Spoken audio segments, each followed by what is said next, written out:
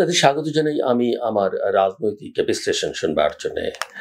বাংলাদেশের রাজনীতি এখন এমন এক অদ্ভুত এবং অস্থির সন্ধিক্ষণে এসে দাঁড়িয়েছে, যেখানে বিপ্লবের বা কারো কারো ভাষায় অবশ্যই বিপ্লব বা ছাত্র জনতার অভ্যুত্থানের পরেও অভ্যুত্থানের চেতনা অনুপস্থিত, বিপ্লব অনুপস্থিত, আর নির্বাচনের আগেই ভবিষ্যৎ নির্ধারিত হয়ে যাচ্ছে।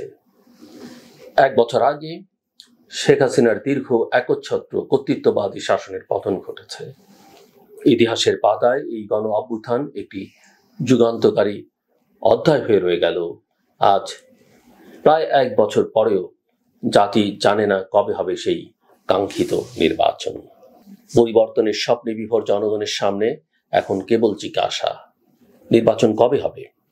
ডিসেম্বরে, ফেব্রুয়ারিতে, নাকি আরো পরে? এই সময় নিয়ে রাজনৈতিক উত্তেজনা তৈরি হলো, তা যেন ধীরে ধীরে একটি অদৃশ্য নাটকে পরিণত হয়েছে। এ মাসেই বিএনপি এবং অন্তর্বর্তী সরকারের পক্ষ থেকে লন্ডন বৈঠকের পর যে যৌথ বিবৃতি দেওয়া হলো, যেখানে বলা হয়েছে নির্বাচন হতে পারে 2026 সালের ফেব্রুয়ারিতে, তা যেন বিএনপির দীর্ঘদিনের দাবিকে প্রশ্নবিদ্ধ করে তুলেছে। এতদিন যে বিএনপি দৃঢ় কণ্ঠে বলেছিল ডিসেম্বরের মধ্যেই নির্বাচন চাই, পারলে তারও আগে, সেই অবস্থান থেকে সরে গিয়ে তারা যেন সরকার নির্ধারিত সময়সীমার ফাঁদে আটকে গেল। রাজনৈতিক বিশ্লেষকদের মতে এই সমঝোতা আপাতত শান্তির বার্তা দিল, এর ভেতরে রয়েছে গভীর কৌশল। সরকার খুব চতুরভাবে বা চতুরতার সঙ্গে এই বিবৃতির মাধ্যমে বিএনপির আন্দোলনকে ডিঅ্যাক্টিভেট করে ফেলেছে। রাজপথে আর কোনো উত্তাপ নেই, কর্মীদের মধ্যে উদ্দীপনা নেই, জনসম্পৃক্ততাও হ্রাস পেয়েছে। এটি এমন এক রাজনৈতিক পরিবেশ তৈরি করেছে যেখানে মনে হচ্ছে আন্দোলনের অদম্য স্পৃহা এখন শুধুই স্মৃতি। যদিও বিএনপি চেষ্টা করছে একে একটি কূটনৈতিক জয় হিসাবে দেখাতে, অনেক বিএনপি নেতাকেই মনে হচ্ছে আকাশে ভাসছেন তারা, তবু বাস্তবে এই অবস্থান হঠাৎ পাল্টে ফেলায় কর্মী এবং সমর্থকদের মধ্যে বিভ্রান্তি তৈরি হয়েছে। তারা প্রশ্ন করছে, এতদিন যে আন্দোলন, মিছিল, সমাবেশ সবই ছিল নির্বাচনের সময়সীমাকে সামনে রেখে, এখন কেন এই নমনীয়তা? সরকার কি কোনো শর্তে রাজি হয়েছে, নাকি বিএনপি ধীরে ধীরে এক অদৃশ্য চাপে পড়ে নমনীয় হয়েছে? বিএনপি যাদের পদত্যাগ দাবি করেছিল, বিএনপি এখন তাদেরও মেনে নিচ্ছে। এই প্রশ্নগুলো আরো ঘনীভূত হয় যখন দেখা যায় জনগণ এই সময়সীমার খেলায় তেমন ভাবে সম্পৃক্ত নয়। শহুরে মধ্যবিত্ত, তরুণ ভোটার, নারী ভোটার এবং পেশাজীবীদের একটা বড় অংশ আজও অনিশ্চয়তায় ভুগছে। তাদের মধ্যে আগ্রহ, আশাবাদ এবং স্পষ্ট রাজনৈতিক অবস্থান অনুপস্থিত। 2024 সালের আগস্টে বা তারও একটু আগে জুলাইয়ে যারা রাস্তায় নেমেছিল, আজ তারা দুর্ভেদ্য রাজনৈতিক সমীকরণ দেখে হতবাক। আন্দোলনের ভাষা পুরনো, নেতৃত্ব প্রায় অপরিবর্তিত, আর কৌশল যেন নিজস্ব শক্তি হারিয়ে ফেলেছে।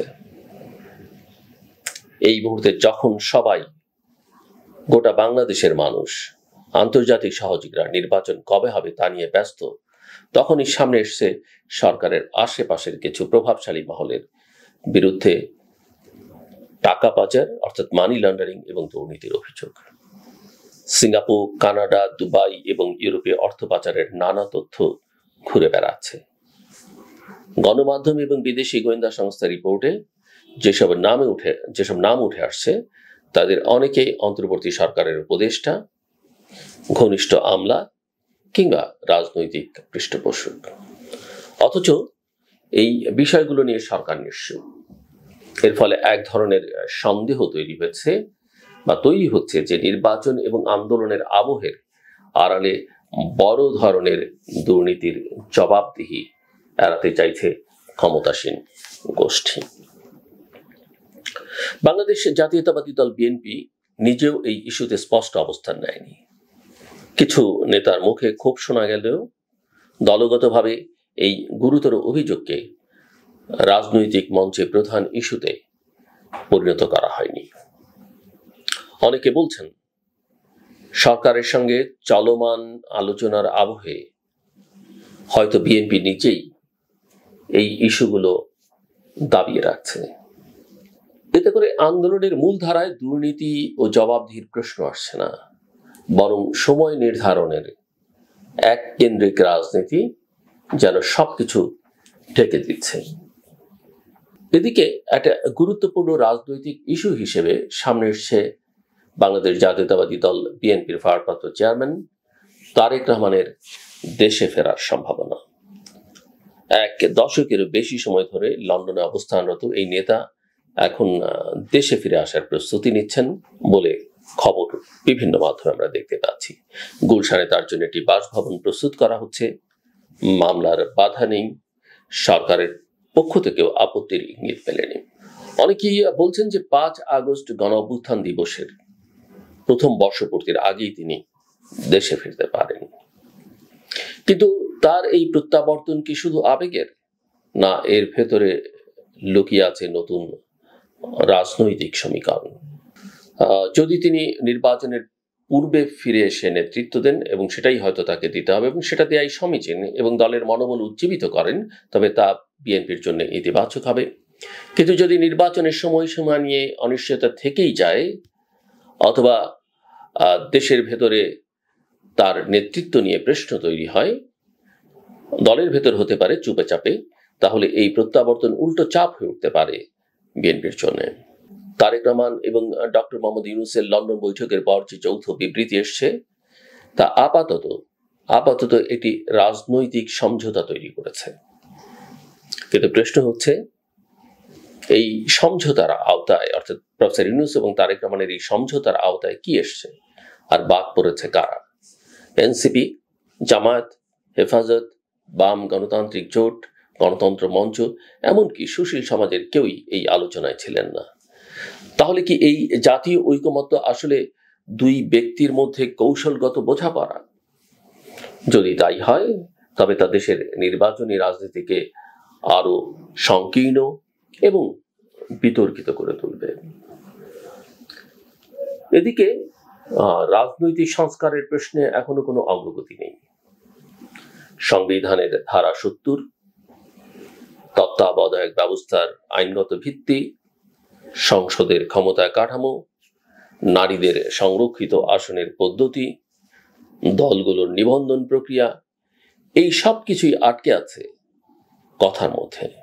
সংস্কার কমিশন নিয়ে যত আলোচনা হয়েছিল, তা এখন এক ধরনের মুখরতা হারানো ব্যর্থ উদ্যোগে পরিণত হয়েছে। রাজনৈতিক সংকটের পাশাপাশি আরেকটি অন্ধকার জায়গা আমরা দেখতে পাচ্ছি, হানি ট্র্যাপ এবং মানি ট্র্যাপের রাজনীতি। গত কয়েক মাসে একাধিক রাজনৈতিক নেতার ব্যক্তিগত ভিডিও এবং চরিত্র হননের অপচেষ্টা সামাজিক যোগাযোগ মাধ্যমে ছড়িয়ে পড়েছে। এটা আওয়ামী লীগ আমলেও আমরা অনেক দেখেছি। এনসিপি, বিএনপি এবং এমনকি ইসলামপন্থী দলগুলোর নেতাদের নিয়েও উদ্দেশ্য প্রণোদিতভাবে প্রচার চলছে। এটা কেবল ব্যক্তিগত আক্রমণ নয়, বরং রাজনৈতিক সংস্কৃতির ওপর একটা ভয়াবহ আঘাত। এর মধ্য দিয়ে রাজনীতিকে দুর্বল করে তোলা হচ্ছে এবং জনগণের মনোযোগ গুরুত্বপূর্ণ ইস্যু থেকে সরিয়ে নেওয়া হচ্ছে। এই প্রেক্ষাপটে প্রশ্ন উঠছে, তাহলে করণীয় কি? আমি মনে করি, প্রথমত সরকার এবং বিএনপি উভয়ের উচিত নতুন একটি জাতীয় সংলাপের পথ তৈরি করা, যেখানে সব রাজনৈতিক দল, সুশীল সমাজ এবং তরুণদের প্রতিনিধিত্ব থাকবে। দ্বিতীয়ত, নির্বাচনের সময় নির্ধারণ নয়, বরং তার আস্থাভাজন কাঠামো, রোড ম্যাপ এবং প্রক্রিয়াটি জনগণের সামনে স্পষ্ট করা দরকার। তৃতীয়ত, দুর্নীতি, মানবাধিকার লঙ্ঘন এবং অর্থ পাচারের অভিযোগে স্বচ্ছ ও নিরপেক্ষ তদন্ত শুরু করতে হবে। আমি মনে করি এসব ছাড়া নির্বাচনের বৈধতা অর্জন অসম্ভব। বিএনপির উচিত তাদের আন্দোলনের কেন্দ্রে সময় নয়, মূল ইস্যু ফিরিয়ে আনা, স্বচ্ছ ভোটার তালিকা, নিরপেক্ষ প্রশাসন, নিরপেক্ষ পুলিশ, শক্তিশালী নির্বাচন কমিশন এবং গণতান্ত্রিক সংস্কার। আর সরকারের উচিত হবে সংস্কারের নামে সময় ক্ষেপণ না করে সত্যিকারের জন আস্থা অর্জনের জন্য কার্যকর পদক্ষেপ নেওয়া। সবশেষে বলা যায়, আমি কথা শেষ করে আনতে চাই, 2024-25 সাল বাংলাদেশের ইতিহাসে এক সন্ধিক্ষণ। এই সময়ে যারা নেতৃত্ব আছে তাদের হাতে আছে জনগণের আস্থা অর্জনের সুযোগ। যদি তারা ব্যর্থ হয় তাহলে শুধু একটি নির্বাচন নয়, একটি প্রজন্মের আশা আকাঙ্ক্ষা ব্যর্থ হয়ে যাবে। এবং তখন প্রশ্ন উঠবেই, এই নির্বাচন আসলে কার জন্য? জনগণের জন্য, নাকি রাজনীতিকদের নিজেদের অস্তিত্ব রক্ষার খেলা? আসুন আমরা সবাই মিলে এই প্রশ্নের উত্তর খুঁজতে থাকি। তবে শেষ করবার আগে বলি, আমাদের অনেকের মধ্যে একটা প্রবণতা আছে অন্যকে খোঁচা মেরে কথা বলা। অনেক সময় খুব ঘনিষ্ঠ বন্ধু, আত্মীয় স্বজন, সবচেয়ে কাছের মানুষ, পরিবারের মধ্যে সন্তানকে, স্বামী স্ত্রীকে, ভালোবাসার মানুষকে, কলিগদেরকে এই খোঁচা মারা প্রবণতাটা বন্ধ করা উচিত। একটু হিউমারাস হয়ে এক দুবার সেটা হতে পারে, কখনো না কখনো, কালে ভদ্রে। কিন্তু অনেকের মধ্যে এই প্রবণতা আছে, প্রায়শই যেখানে পাই তা তার এক ধরনের মজা। কিন্তু তিনি আসলেই বুঝতে পারেন না, তাকে যে মানুষটি পছন্দ করে, হয়তো শ্রদ্ধা করে, ভালোবাসে, স্নেহ করে, সেই মানুষটিও ধীরে ধীরে তার উপরে আস্তে আস্তে তার উপরে বিরক্তি জমা হচ্ছে, ক্ষোভ জমা হচ্ছে, এবং তিনি আস্তে আস্তে ভেতর থেকে দূরে সরে যাচ্ছেন। প্রত্যেকের নিজস্ব জায়গা আছে, প্রত্যেকটা মানুষকে তার স্পেস দেওয়া উচিত। কাউকে অযাচিত ভাবে প্রভোগ করা, খোঁচা করা, পিঞ্চ মারা, এগুলো বন্ধ করা উচিত। এই সংস্কৃতি থেকে আমাদের বেরিয়ে আসা উচিত। আমার কথা শুনবার জন্য অসংখ্য ধন্যবাদ। আপনাদের সবার জন্য শুভকামনা।